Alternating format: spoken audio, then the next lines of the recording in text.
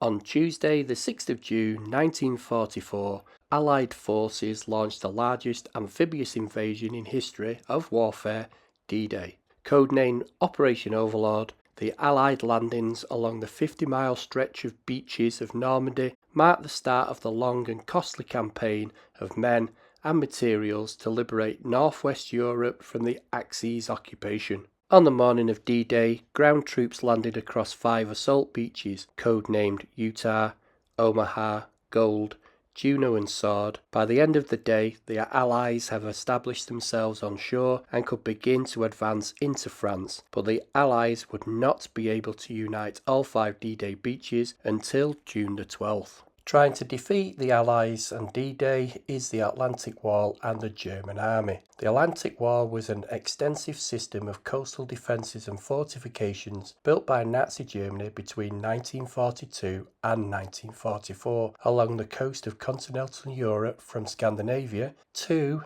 the border of Spain. Hitler ordered the construction of the fortifications in 1942 through his Führer Directive No. 40. More than 500,000 French workers were drafted to build it, along with prisoners of war and the prisoners from the concentration camps. Now, if you are a regular viewer to my channel, you know besides family and Tomcat, work, I have a few passions in life, like Tears for Fears, greatest pop band ever to come out of the 1980s, Manchester United Football Club, the greatest football club ever in the history of football. And still Cody Gakpo, goal! Sure, only half away, goal! And Gakpo! Comes to Salah! And Nunez! And the Salah! It is another! It's 7 for Liverpool! Yeah, debatable, but my opinion.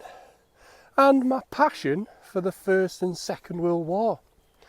Now, it's not the death and destruction and the poverty of the First and Second World War. It's the construction and the engineering and the inventions. Things like the Liberty ships, America building cargo ships to send stuff over to the UK, built in less than 42 days per ship on average. Things like the Higgins boats that took the soldiers from the ships to the beaches on D-Day and numerous other assaults on beaches. The Sherman DD tank, a 33-ton tank that they could get to float. Very unsuccessful on D-Day, but they did get them to float. The Mulberry Harbors, towing all that stuff from the south of England across the Channel to Normandy in France as a port so they can unload the boats and the troops. And of course, the Atlantic Wall, Germany's massive construction programme, which went from Scandinavia all the way down the coast of France to Spain. Those are the things that interest me about the wartime. So, in this video, myself, my wife, William and Tom, we're going to go over to Normandy and we're going to take a look at the beginning of the end of World War II. First of all, Rosie needs to go to doggy prison, so let's get on with it and get over to Normandy and find out what it was all about. D-Day, 6th of June, 1944.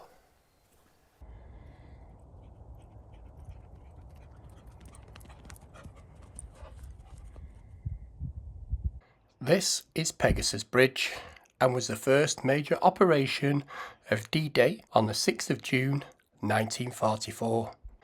Operation Deadstick, part of Operation Tonga, began on the 5th of June 1944 at 22:56 hours, with 6 Halifax bombers taking off from their airfields in southern England, towing 6 Horsa gliders. The main objective was to capture intact the two road bridges in Normandy across the River Orne and the Caen Canal, which provided the only exits eastwards for the British forces from their landing on Sword Beach. Intelligence reports said both bridges were heavily defended by the Germans and wired for demolition. Once captured, the bridges had to be held at all costs against counter-attacking until the assault forces were relieved by commandos and other infantry advancing from the landing beaches. The responsibility for this operation was assigned to the members of D Company, 2nd Airborne Battalion, Oxfordshire and Buckinghamshire Light Infantry, part of the 6th Air Landing Brigade, 6th Airborne Division. The assault group comprised of a reinforced company of 6 infantry platoon and an attachment of platoon of Royal Engineers, all led by Major John Howard.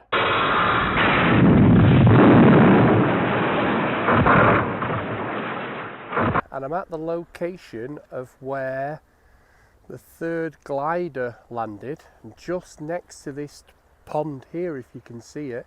And this is where they say the first casualty of D-Day was. They said the glider broke into 2 parts and Fred Greenhouse was thrown out of the glider and knocked unconscious and was found in the pond. Now they don't know whether he died on the impact or he drowned in this little lake. So I'm at the position of the 3rd glider. Just in front of me here is the 2nd glider, and Major Howard's glider literally landed on the bridge. 5 of the 6 Oxen Bucks gliders landed as close as 50 yards from their objective at 16 minutes past midnight. The attackers poured out of their battered gliders, completely surprising the German defenders, and took the bridge within 10 minutes. They'd lost just 2 men in the proceeds, Lieutenant Den Brotheridge and Lance Corporal Fred Greenhouse. The missing glider, which was assigned for the Orne River Bridge, landed at a bridge over the river more than 7 miles off target. Most of the soldiers in this glider moved through German lines towards the village of Renville, then they eventually rejoined the British forces. The Oxen Bucks were reinforced at 0300 hours by Lieutenant Colonel Pine Coffin's 7th Parachute Battalion, and then linked up with the beach landing forces with the arrival of Lord Lovett's commandos. Among the first of the 7th Battalion reinforcements was Lieutenant Richard Todd, a young actor who nearly 2 decades later would play Major Howard in the film The Longest Day.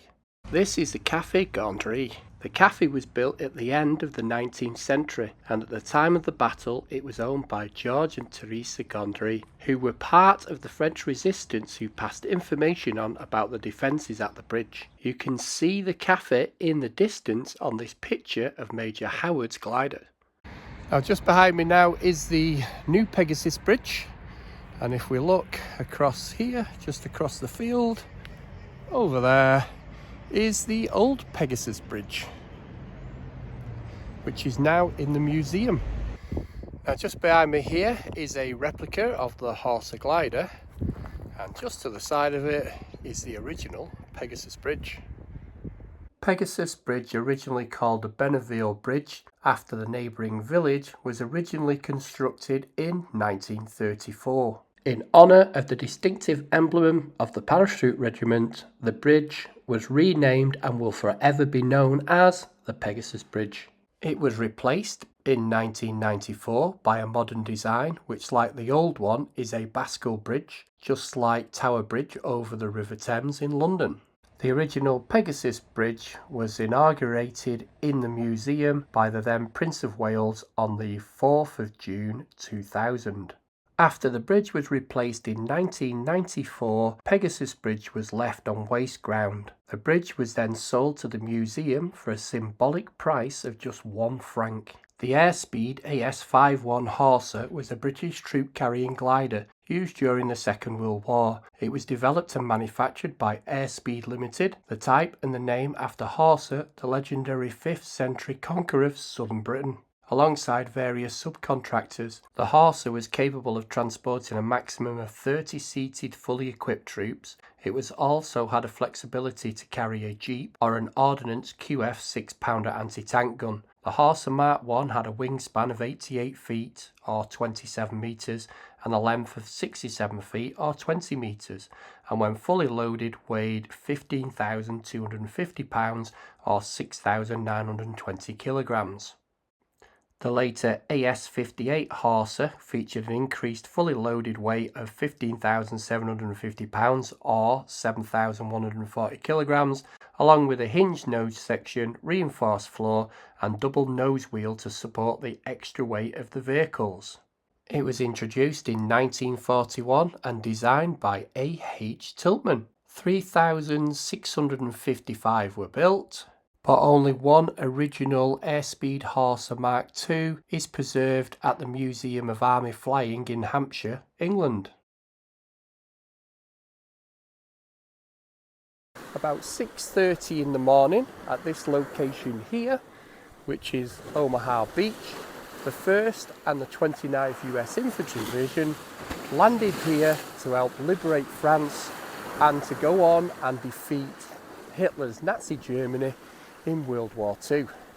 The position we're at the moment, the Americans called it Dog Green Sector, which was made very famous by the film Saving Private Ryan, but the Germans actually called it Widerstands Nest number 72. WN-72 consisted of two H667 type casemates, which are directly overlooking the beach, with one of them housing the formidable 88 PaK-43 anti-tank gun. Omaha Beach was the longest of the D-Day beaches, at about 6 miles long. It was also the most heavily defended by the Germans. The casualties were also the highest of any of the other beaches. The Americans suffered 2,400 casualties, but 34,000 Allied troops landed by nightfall on the first day of D-Day. The experienced German 352nd Infantry Division was taking part in an anti-invasion training in the area and was able to reinforce the coastal defensive units. Despite these challenges, the Americans were able to gain a small foothold onto the beach, and they were able to take the beach by the end of the day. Now behind me here is one of the German gun emplacements, which, if you see, is literally pointing across the beach. There is also, where you see the grey building over there, there is another gun emplacement as well, which is firing that way down the beach. So you would really think the gun emplacements would fire that way, out to sea, but they didn't need to. There's another big gun battery over there, we'll go and see that soon. So what these were designed to do would be to fire down the beach to kill the oncoming troops who are trying to get off the beach onto the land. So it's kind of strange when you do come here and you see the gun emplacements are pointing down the beach. You automatically expect them to be pointing out that way. But a lot of the German guns were designed to cross the beach so they could get the soldiers coming onto the beach quite easily, which they did on the 6th of June in the early hours of the morning, because the Americans lost about 2,400 soldiers in the first day on this beach. Now, one of the major reasons why the Americans got off the beach was the Germans just run out of ammunition. So by midday on the 6th of June, the Americans were then getting up to the seawall and then coming inland off the beaches. Now let's have a look at this gun emplacement here, which is also now a memorial. Now this gun emplacement still has the gun inside it, which is the original gun from World War II. Now this is a picture of the casemate just after the Americans had taken Omaha Beach. So now if I overlay a picture of today, you can see what it looks like from today to what it looks like on the 6th of June. So this gun emplacement has actually been turned into a memorial for the American National Guard. Let's go and have a closer look. The reason why this bunker was chosen to house the memorial to the National Guard is because this is the actual place where the 29th American National Guard penetrated through the German defences on the 6th of June 1944. The movie Saving Private Ryan was based on actual events that took place right here. Now on this hill behind us is the Wider Stands Nest 71 and 73, which had at least 9 machine gun positions, 2 mortar positions and a light field gun. So let's go and have a look where the field gun was positioned up here. So this is the small casemate for this light field gun, which had a fantastic view over the beach at Omaha. Now the reason why this particular spot on Omaha beach was so heavily defended by these 3 casemates is the famous Verville Draw, a road through the bluffs leading direct to the town of Verville-sur-Mer and then connecting to the Route Nationale. In other words, an ideal spot for the breakout after the landings. Of course, the Germans realised this too, making the Dog One exit the death trap for anyone trying to take it. Now before we go to the American Cemetery and Utah Beach, sandwiched in between the 2 beaches is Pointe du Hoc. By late 1942, the Germans had installed an artillery battery at Pointe du Hoc, a cliff overlooking the English Channel, which composed of 6 150mm guns positioned in open concrete gun pits, which were later then turned into casemates. This battery was able to cover the beaches that had been selected for the landings of the American troops, Utah Beach to the west and Omaha Beach to the east. Aware of this massive threat to the D-Day landings, the Allies bombarded the battery many times before the landings. However, in order to ensure its complete destruction, they entrusted the task of scaling the cliffs, seizing the fortifications and disabling the guns to the 2nd US Ranger Battalion, commanded by Lieutenant Colonel James Earl Rudder. On the morning of D-Day, after a perilous ascent with rope ladders and grappling hooks, the US Rangers clashed with the German gunners in a bloody battle. Once victorious, the Rangers were astonished to find the gun bunkers empty. They appeared to have been recently moved by the Germans. After a short search, the Rangers found them hidden in a sunken road nearby, where they then disarmed the guns. This battle was shown in the TV series Band of Brothers and the film The Longest Day. This is quite a well-known photograph taken on Pointe du Hoc after the 2nd Rangers had taken it, and as you can see there's a picture of the American flag, which was a signal to the Omaha Beach guys to say they had taken Pointe du Hoc. Now if I overlay this photograph, this is what the place actually looks like today.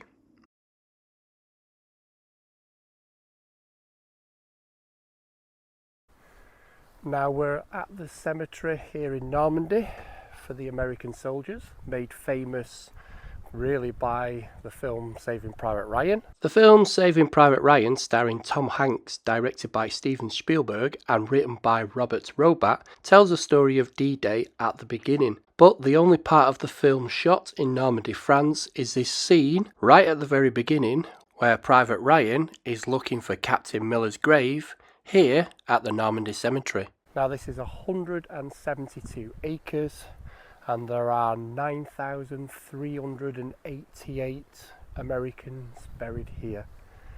It's very humbling really, very peaceful and incredibly beautiful. So we just got the coastline here, so we're just right back from the coast, and just down there is where all the landings were made. Just an incredible, beautiful, peaceful place. This is the memorial, which consists of a semicircular colonnade with a loggia at each end containing large maps and narratives of the military operation. The cemetery was located on the temporary American St. Laurent Cemetery, which was established by the US First Army on June the 8th, 1944, and was the first American cemetery on European soil in World War II. As you make your way down the mall, you will notice that almost every headstone is engraved, with the serviceman's name, the date of his death, the unit in which he served, and the state where he was conscripted or he volunteered. 307 have no names, It was a long way for these young guys to get killed for the liberation of Europe. One not so young is Theodore Roosevelt Jr., who was 56 years old and the eldest son of President Theodore Roosevelt, who died on the 12th of July 1944. He led the assault on Utah Beach. His grave can be found in Plot D, Row 28, Grave 45, now buried next to his kid brother Quentin, an aviator shot down in a dogfight in 1918. So that is the American cemetery at Normandy. Now let's get over to Utah Beach, which is about 40 minutes drive away.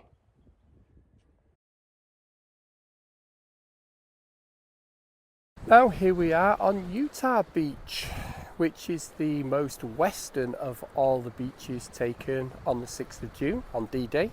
And it was taken here by the US 4th Infantry Division with very few casualties, unlike Omaha Beach.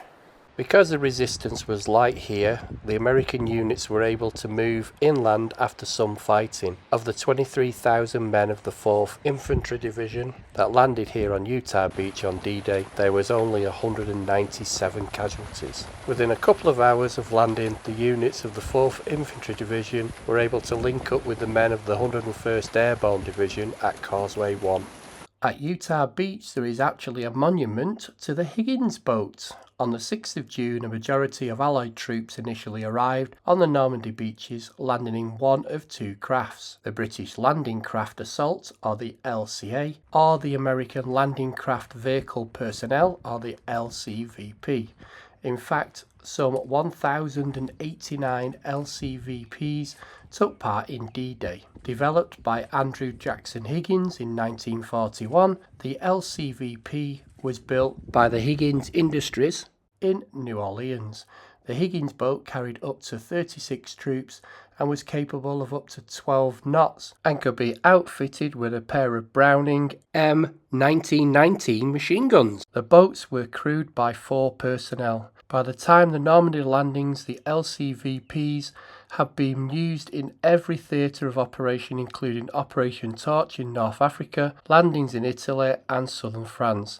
It was also used in the Pacific Theatre. Just back from Utah Beach, we found this bunker in the area where the airborne troops had landed the night before. After periods of intense fighting, the paratroopers secured the causeway across the flooded lowlands, providing a route for the troops on the beach to move further inland. By the end of the day, the 4th Infantry Division had advanced approximately 4 miles at the cost of this 197 men from the 23,000 troops that had landed. It was divided into zones assigned Tate, Green, Uncle Red and Victor. The troops were docked in Plymouth, England for several weeks before setting sail for Normandy.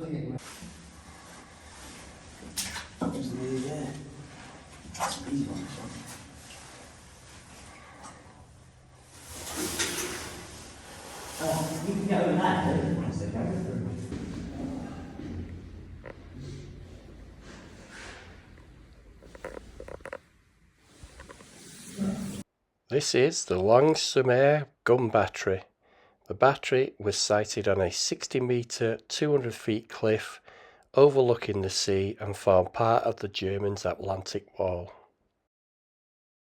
This is the rangefinder observation post for the battery, and you can see it's got quite a lot of damage on the front and was a major target for the gunships out at sea to try and knock it out.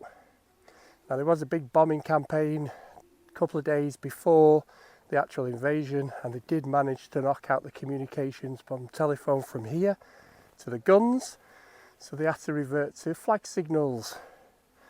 You can't see a thing today, it's completely foggy, so they wouldn't have had much of a chance with flags today.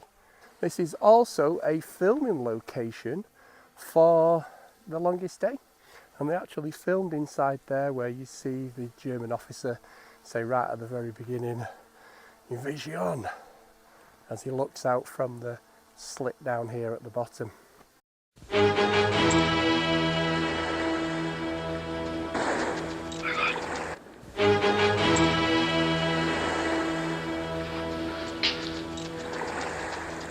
Evasión. C'est comme. Now this is in the top of the observation post, and it absolutely amazes me that there are just 4 little metal posts holding the roof up. Now let's have a look inside the observation post, and as you can see, the first thing we come to is a machine gun post. So they could have had an MG42 in there pointed out covering the steps. Then you see we've got a big steel frame for a big blast door. Another blast door into the main room. So this was probably full of equipment and radios and the signal equipment for the guns. Now this possibly could be sleeping accommodation or just a storeroom.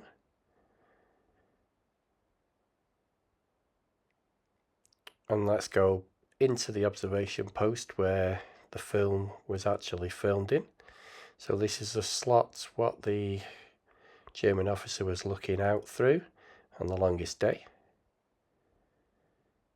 Now if we look through the slit now, there's not a lot we see because all these bushes have grown in front of the observation post.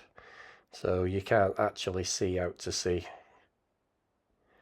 You can't do today anyway because it's too foggy. So back out of the observation room, back down these steps, into the ops room,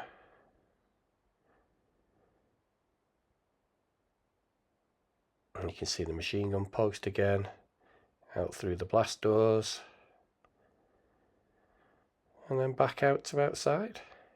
So that's what it looks like in the observation post. Now this is called a trabuc, which is basically a mortar pit. So down here we've got a platform for the mortar.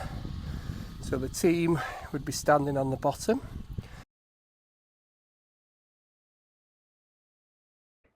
So I'm now sat down on the floor where the Germans would be stood.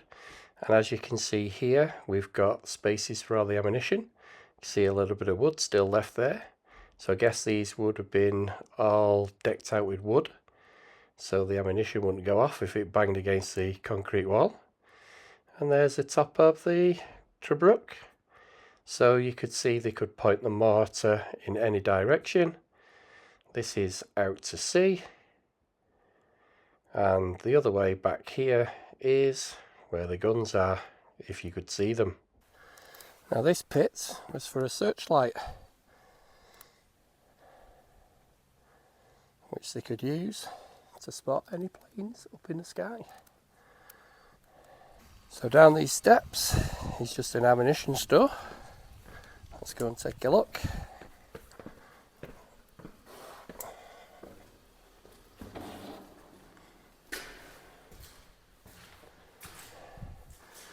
Bit wet, bit damp. Well, this is quite a distance away from the guns for obvious reasons. If this got hit by one of the naval ships, it would go up pretty damn easily.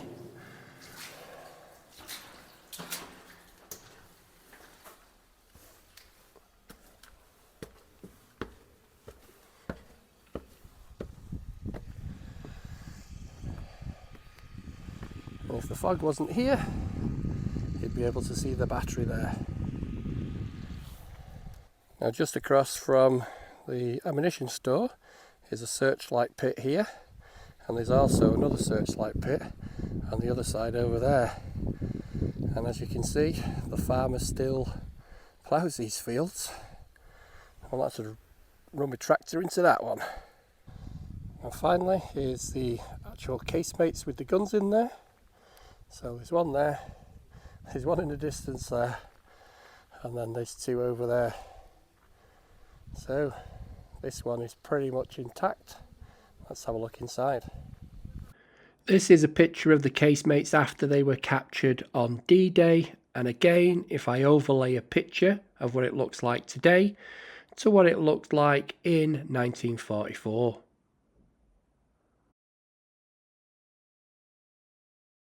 This is one of 4 150 TK6 36 marine guns manufactured by Skoda. They had a range of about 20 kilometres. As you can see, this gun has received quite a lot of damage. This was probably done at 5:30 in the morning from the Royal Navy light cruiser HMS Ajax, which is famous for the part she played in the Battle of the River Plate, where she helped defeat the German battleship the Graf Spee. The construction of these 4 casemates type M272 began in September 1943. The Germans used local craftsmen and local labour to build the battery, which was given the code name Widerstandsnest 48. The battery is located at the centre of the beaches of the Allied landings between the sectors of Omaha and Gold.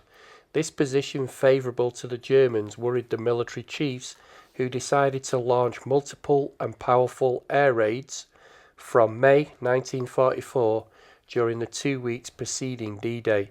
From March 28th to June the 3rd, the batteries received not less than 1,500 bombs. Destruction, though, remained limited. However, apart from one of the M272 casemates, whose concrete was sabotaged by the French during construction. Now you can see this casemate is really badly destroyed. You can see the gun is actually in bits.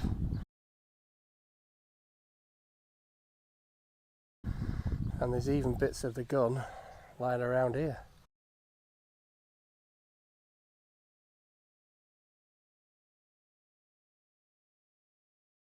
So, was the Navy in World War II really good at shooting? Or was this blown up by something else? Well, the Navy, even though they did hit the guns and the batteries, did not do all this devastation here. This was actually done by a British anti-aircraft gun. So there was an airstrip around here for Spitfires, and to protect the airstrip after they'd taken the guns, they decided to put an anti-aircraft gun on top here and then use the casemate for the ammunition store. But what happened was, so they say, a very stupid British squaddy discarded a cigarette badly and it hit the ammunition store and it blew this casemate to smithereens. So it wasn't the Navy did this, it was the British Army. And if you look inside, you can actually see all this devastation, and you can see by the damage that it's actually blown from inside out rather than outside in, like it would have done if the naval guns had done all this damage. It's even damaged the flooring as well as the ceiling. Look at that hole. My word, it would have been a big bang. Now I'm here at the town of Aramash, and this beach we're on is the Gold Beach, where the British soldiers landed. And what I've got here behind me is what's left of the famous Mulberry Harbor, which was towed over from the UK during D-Day and then was assembled after everybody had landed on the beaches. Now again, there was a Mulberry Harbor on Omaha Beach, but it didn't last very long. It was actually destroyed in a storm where the British built theirs slightly better than the Americans, and it withheld during the storm. So you can't believe all this is still left on the beach. Amazing.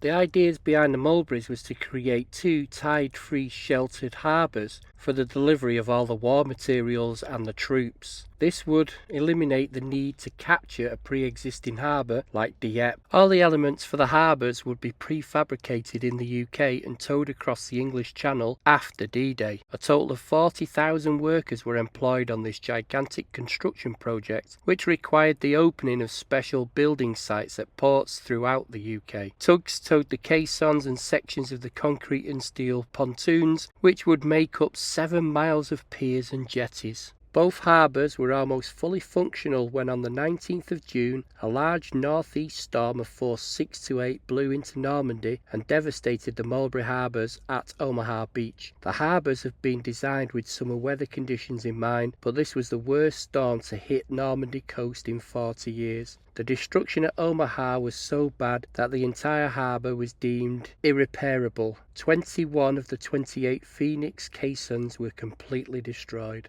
This is one of the kite anchors that civil engineer Alan Beckett designed for the Mulberry Harbours. This was one of the things that the American engineers forgot to use, or used very little of, so it was one of the major contributions for the harbour breaking up during the storm. Mulberry was a code name for all the various different structures that would create the artificial harbours. There was the Gooseberry, which would metamorphosis into a fully fledged harbour. There were two harbours, Mulberry A for the Americans and Mulberry B for the British. The Mulberry harbours consisted of floating outer breakwaters called bombardants. A static breakwater consisted of corncobs and reinforced concrete caissons called Phoenix breakwaters. Floating piers are roadways codenamed whales and beetles, and pierheads codenamed spuds. These harbours, when built, were both a similar size to Dover Harbour in the UK. The Phoenixes were 146 concrete caissons, which were 60 metres long, 18 metres high and 15 metres wide, making up 9.5 kilometres of the breakwater. They were airtight floating cases, open at the bottom with air cocks to lower them to the seabed in a controlled fashion. Around 2 million tonnes of steel and concrete were used in their construction.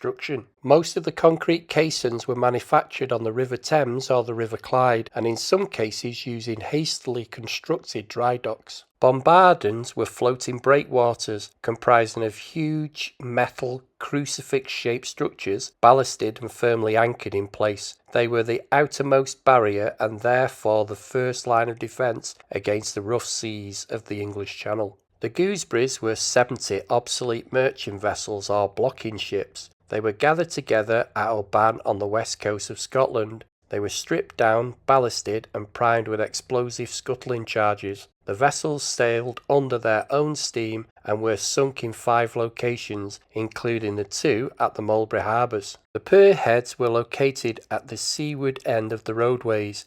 Each stood on 4 legs called spuds, with the platform that could be raised and lowered with the tide, using electric winches. 23 were planned, of which 8 were spares. This metal structure was a component of the floating roadway which connected the unloading piers to the shore. It was designed by Alan Beckett and spanned 80 feet long and weighed 28 tons. The floating roadway rested on steel or concrete floats. We can still see these floats today on the beach.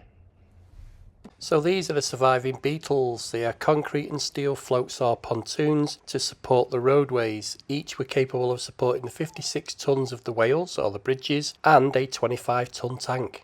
The manufacturing process was enormous and was in danger of overstretching the capacity of the UK civil engineering industry. From late summer 1943 onwards, 300 firms were recruited from around the country, employing around 40,000 personnel at its peak. Men from trades and backgrounds not associated with construction industry were drafted in and given crash courses appropriate to the work they were carrying out. Their task was to construct 212 caissons, ranging from 1,672 tons to 6,044 tons, 23 pierheads and 10 miles of floating roadway. And as you can see, they were that well constructed, they still survive today.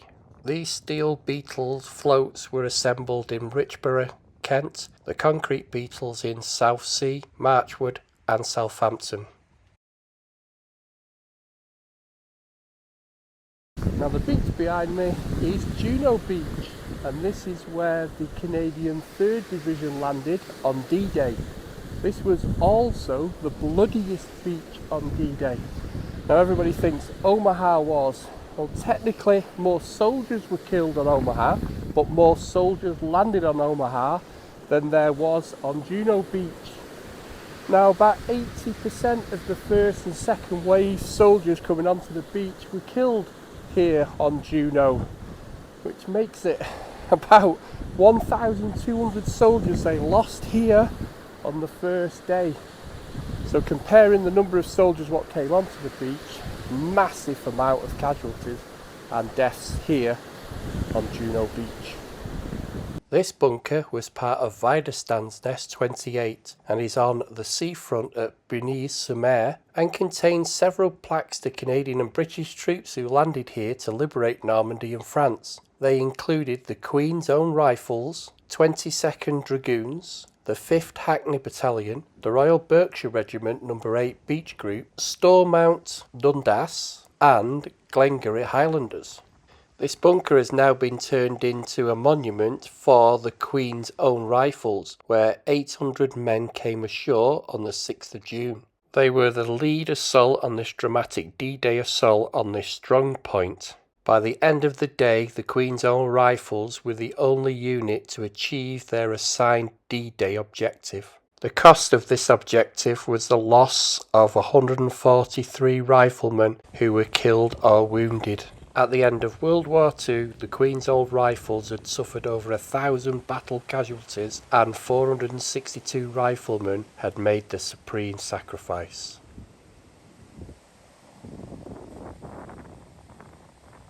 Now, looking down the beach from Weiderstands Nest 28, you can probably see the most famous French houses ever from D-Day. Now, if you've ever seen any old footage of D-Day, this is probably what you would have seen. These are Canadian soldiers coming ashore at Juno Beach, right in front of this house. And this is probably one of the most famous houses you've ever seen. This was the first French house liberated during D-Day. So this is what the house looked like after D-Day. This is what the house looks like today. Just down the beach from the bunker, still part of the Weiderstands Nest 28, is this Trebruck, which, if I was here at D-Day, I would feel very, very vulnerable being here with my MG42 machine gun, looking out on this beach with not much help. But these were the major reason for the loss of life. This is Weiderstands Nest 27 on Juno Beach at Sainte-Mre-glise. On D-Day, this stretch of the beach was the easternmost part of Juno, codenamed Nan Red. It was designated to the Canadian North Shore North Brunswick Regiment, which landed here with 2 companies at about 8:10 a.m. Weiderstands Nest 27 was a German strongpoint on the beach with a 50mm pedestriel gun, which the Germans called a 5cm KWK. The casemate's design and positioning protected the gun from any direct fire from the sea, and it could cope with any attacks from the beach. The gun was responsible for knocking out 4 Sherman tanks before it was knocked out itself by another 3 tanks from the town. Here you can see the damage on the casemates that the tanks made when they did their frontal assault. This is a better preserved example of the gun, which I found right next to Pegasus Bridge. After this gun was captured, it was used by the British paratroopers to shoot at the Benneville Castle. After the gun had been put out of action, this became the first location for Allied tanks to enter France. This stretch of beach also has an unusual photograph of Juno. A P-47 Thunderbolt from the 365th Fighter Bomber Group, 386th Fighter Squadron US Army Air Force, beached close to the sea wall on Juno Beach. The aircraft was flown by 2nd Lieutenant John Alfred Weiss, who crash-landed into the sea off Sainte-Mre-glise on the 10th of June 1944. Sadly, Weiss was killed in the crash. Again, if I overlay a picture from the crash and today, you can see exactly where it happened.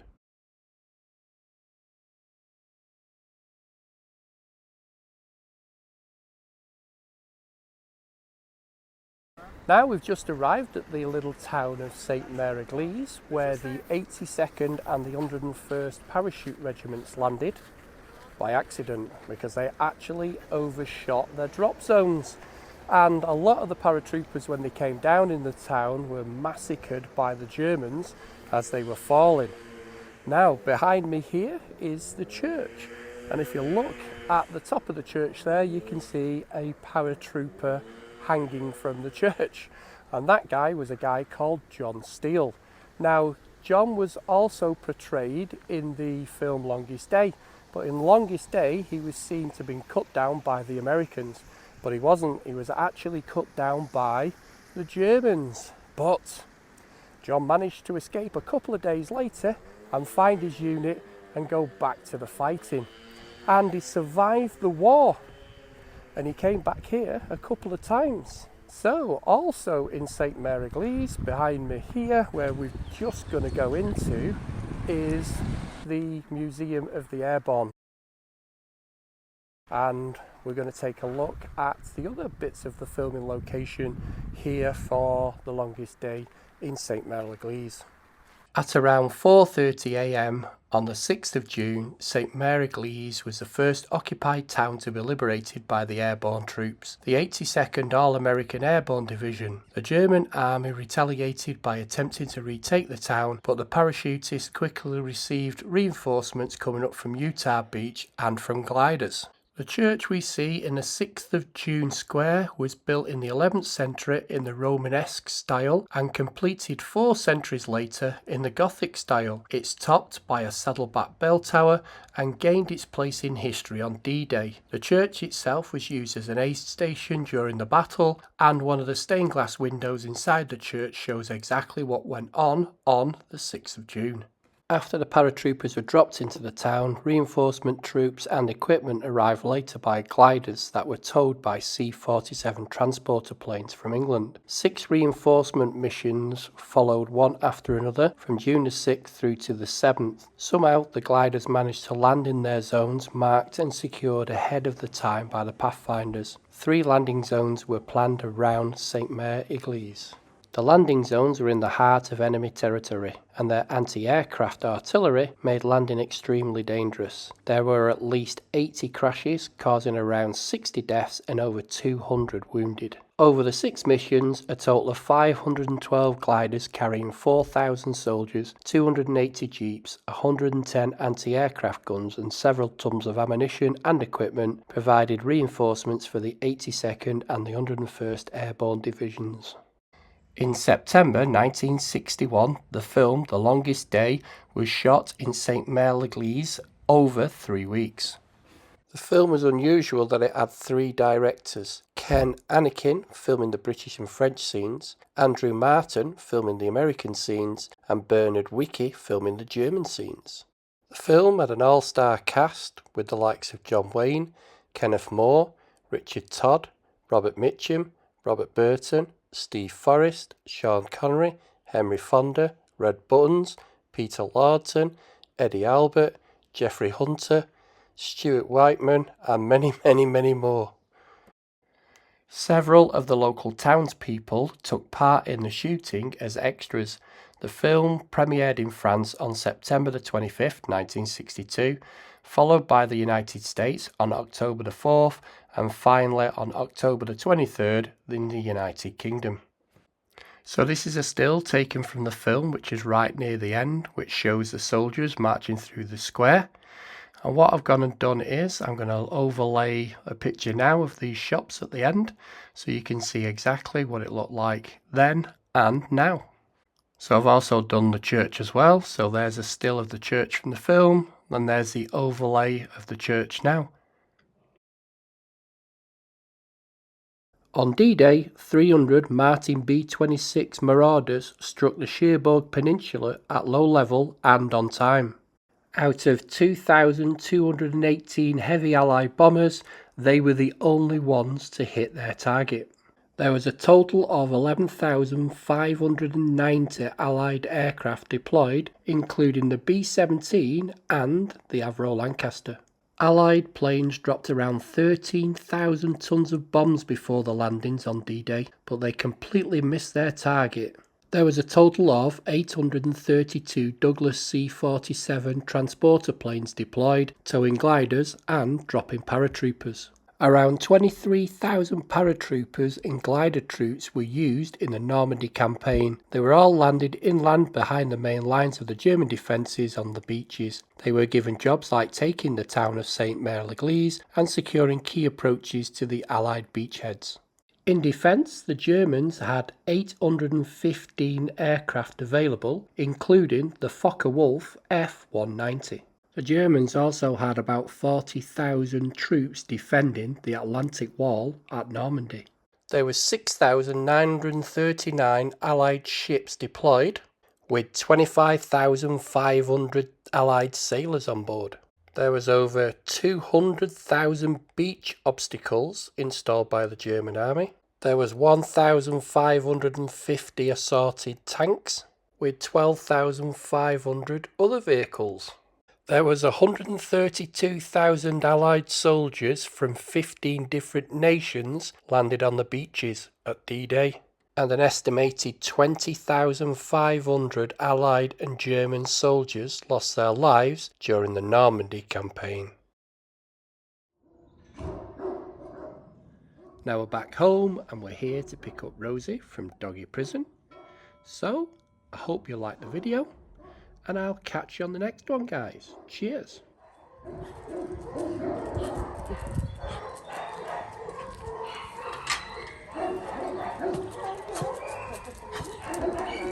It's alright, there we go.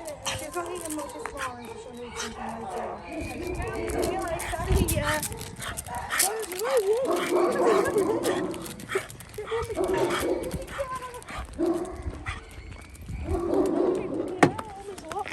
Oh no. Well.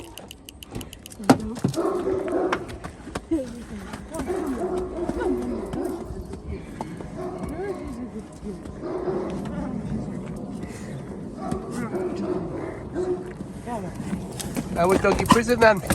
Was it good? Don't forget, you're always on parole.